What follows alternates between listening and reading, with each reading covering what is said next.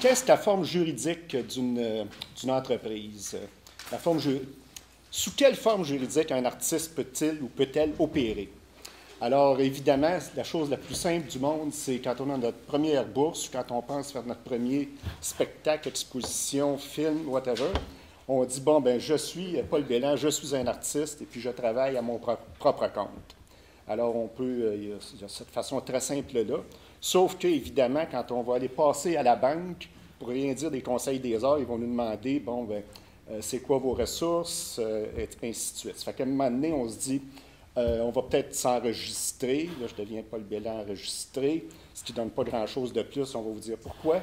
Et puis, il y a finalement toutes les formes de compagnies, qui peuvent être des coopératives, qui peuvent être des compagnies à but lucratif, à but non lucratif, etc. Alors, la grosse différence ici, c'est que tout ce qui n'est pas, à proprement dire, incorporé, c'est-à-dire qui n'opère pas sous la loi des compagnies ou sous la loi des coopératives, ce ne sont que des sociétés à nom. Société en nom collectif, société en commandite, société individuelle. Alors, dans toutes ces choses-là, les associés ou la personne seule est entièrement responsable des dettes que ces gestes peuvent encourir. Alors, mettons, on s'associe, Jean-François et moi, pour dire, bon, ben, on est une petite compagnie, on met chacun 100 pièces, puis on est une petite compagnie, puis on opère. La compagnie encourt des dettes, bien, on est chacun responsable de 50 des dettes, de 1 000, 10 000, 20 000, 100 000, etc. Tandis qu'une compagnie incorporée a une existence différente de celle de ses membres. Alors, les membres de la compagnie ne sont pas responsables de toutes les dettes. Ils peuvent être responsables dans certains cas qu'on pourrait préciser suite à vos questions, genre si vous ne payez pas le gouvernement, si vous ne faites pas ci, si vous ne faites pas ça, si la compagnie se rend coupable d'une fraude et que vous le savez, comme administrateur, vous pouvez être poursuivi. Mais ça limite de beaucoup la responsabilité que vous avez. Ça fait que c'est la grosse différence, puis il faut s'en souvenir.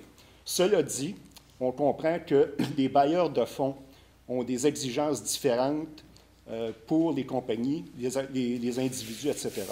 Les subventions au fonctionnement sont ouvertes, on le sait, aux organismes à but non lucratif et qui doivent avoir certaines caractéristiques, comme d'avoir une majorité d'administrateurs canadiens, puis ainsi de suite. Ça, on vous invite toujours à bien vérifier les sites des conseils des arts et autres subventionnaires parce que ça change parfois. Également, les critères pour que les organismes soient admissibles ne sont pas semblables pour les domaines des arts visuels, des arts médiatiques, etc. Il y a des critères de plus que pour les organismes en danse, en théâtre et en musique, par exemple. Vous vérifierez toujours les subtilités de ça. Ça fait que ça, c'est un peu le survol de la chose. On est surtout ici pour répondre à vos questions. Alors, vous allez en avoir beaucoup et nous sommes plusieurs. Ça fait qu'on va tout de suite passer au témoignage de nos gens. Jean-François? Bien, moi, en fait, ce que je voulais faire, c'est un survol en musique, parce que c'est ce que je connais. C'est le seul domaine dans lequel j'ai exercé. Un survol de ce qui est disponible selon la forme juridique. Je vais y aller un peu en rafale, comme ça, selon ceux que ça concerne, qui sont en musique, vous pourrez poser des questions plus spécifiques tantôt. Fait que je vais aller assez rapidement. Bien, il y a le Conseil des arts du Canada que vous pouvez faire. Vous pouvez demander, il faut avoir votre compagnie ou non, puis selon les programmes, par exemple, en gérance, ça peut être une personne tout seule qui décide de parrainer un artiste et de demander de bourse en gérance, il n'y a pas de problème. En enregistrement sonore spécialisé, bon, c'est un programme qui est disparu, qui a été renvoyé à Musique Action, mais c'était possible pour les artistes de demander dans certaines catégories musicales. Donc, les entreprises ou les compagnies et les entreprises individuelles et les coopératives étaient admissibles pour certains projets et pour l'aide pluriannuelle ou annuelle. À ce moment-là, il fallait avoir au moins 3 artistes il faut encore avoir au moins 3 artistes pour y avoir accès. Musique Action, en autoproduction, c'est possible d'avoir accès à des fonds pour la production d'enregistrements sonores.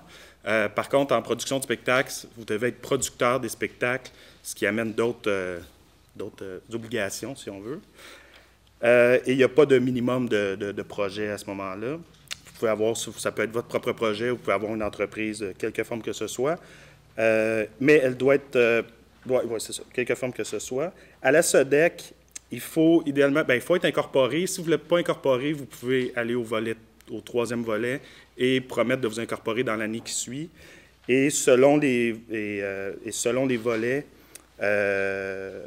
selon les volets, ils vont vous demander soit d'avoir juste votre projet en para-industriel, ou si vous demandez l'aide au projet ou l'aide globale, là, à ce moment-là, il faut qu'il y ait plusieurs projets artistiques pour être admissible. Et ça va vous ouvrir les portes pour la tournée internationale par Sodexport, puis ça ouvre les portes pour l'aide à la tournée, donc qui permet d'avoir des subsides pour des tournées au Québec, entre autres. Et après ça, il y a le SODEC aussi au crédit d'impôt. Les crédits d'impôt, c'est une mesure fiscale qui permet d'avoir c'est un crédit d'impôt remboursable. Donc, si votre compagnie, en bout d'année, n'a pas fait d'argent, il vous renvoie un chèque. Ou si votre compagnie a fait des profits, c'est un crédit d'impôt qui est remboursable à l'ordre de 30 là, ça a augmenté à 35 jusqu'à 50 des frais de production. En tout cas, c'est un peu technique. Pour être admissible au crédit d'impôt, vous devez être producteur de tous vos spectacles. Même chose en disque, vous devez être producteur de vos disques. Ensuite de ça, il y a le Conseil des arts et lettres du Québec. Lui, il est plutôt orienté vers l'artiste lui-même ou le collectif d'artistes et pas vers l'entreprise. Dès qu'il y a une forme juridique, à ce moment-là, ce n'est plus admissible au Conseil des arts et lettres du Québec pour la partie artiste, si on veut. Mais il y a certains organismes qui, eux, là, ce côté-là, je le connais moins parce qu'au Conseil des arts et lettres du Québec, je ne suis pas un organisme de diffusion, je travaille du côté des artistes, mais là, je pense que c'est possible d'avoir une forme juridique. Là, vous pouvez peut-être regarder plus en détail. Mais vous voyez, c'est pas simple, ça dépend toujours. Au Conseil des arts de Montréal, il faut être une corporation à but non lucratif qui existe depuis au moins 2 ans. Donc, les artistes individuels, ça, ils n'ont pas accès. Avant, il y avait la bourse du maire, je crois, qui était gérée par ceux-là qui a disparu. Il y a encore, il y a encore quelques bourses. Mais, OK, ça.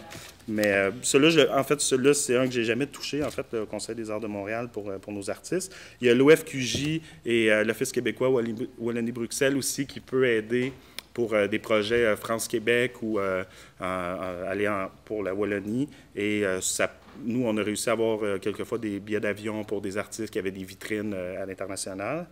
Et donc, ça fait un petit peu le tour de ce qui est disponible. Puis nous, on est une coopérative, donc par défaut, en fait, ça arrive un peu par hasard. Nous, la coopérative, quand elle a été fondée, moi, je suis arrivé, puis je me suis rendu compte que l'outil qu'on avait, finalement, nous permettait d'avoir accès à plusieurs de ces mesures-là, parce que la forme juridique le permettait, étant constituée en coopérative, c'est comme si elle était incorporée. En fait, c'est une incorporation de coopérative, donc c'était traité à ce même titre-là. Mais les artistes eux-mêmes aussi ont accès à certaines bourses, parce que c'est eux qui produisent leurs disques.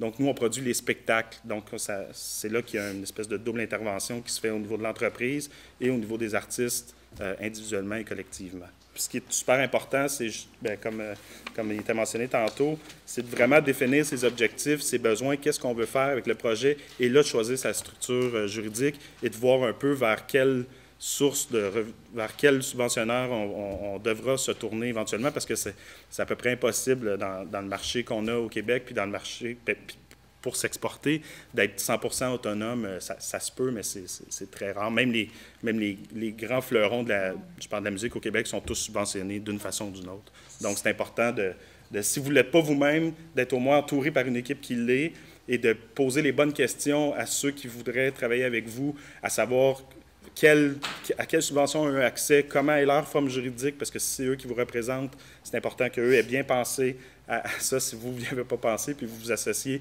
vous signez un contrat de 5 ans en gérance avec une compagnie qui n'est pas entourée, ça ira pas bien.